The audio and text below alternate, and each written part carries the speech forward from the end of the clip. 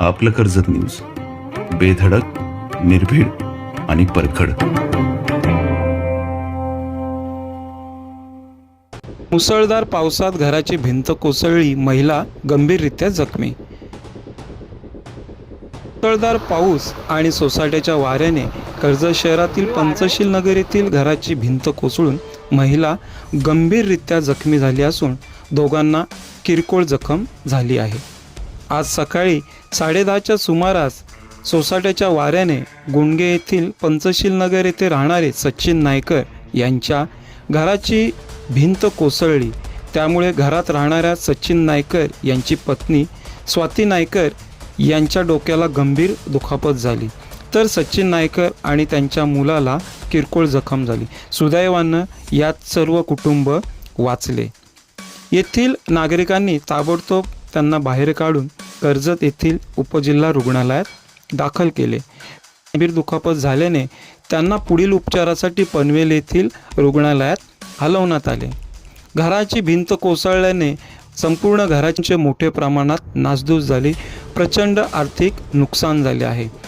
कर्जत नगर परिषदेचे मुख्याधिकारी तानाजी चव्हाण यांनी दखल घेतली आहे. शहरामध्ये कालपासून मोठ्या प्रमाणात पाऊस पडत आहे, त्यामुळे उल्हास नदीला सुद्धा मोठ्या प्रमाणात पूर आले होता. शहरामध्ये कोतवाल नगर, बामचा मळा, तसेच मुद्रे, विठ्ठलनगर, रेव्हेन्यू कॉलनी या ठिकाणी थोडंसं पाणी लोकांच्या सोसायटीमध्ये वगैरे शिरलं होतं.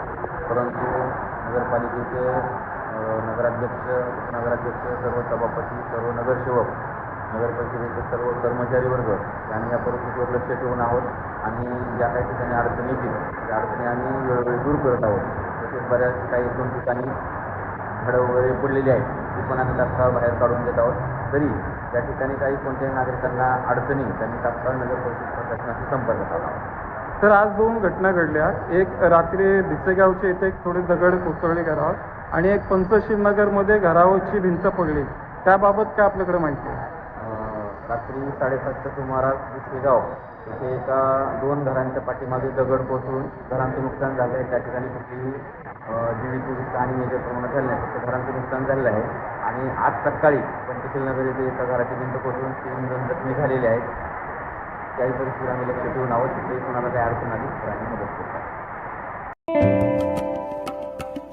आपलं कर्जत न्यूज यूट्यूब चॅनलला सबस्क्राईब करायला विसरू नका. नवनवीन बातम्या आणि अपडेटसाठी बेल आयकॉन नक्की प्रेस करा.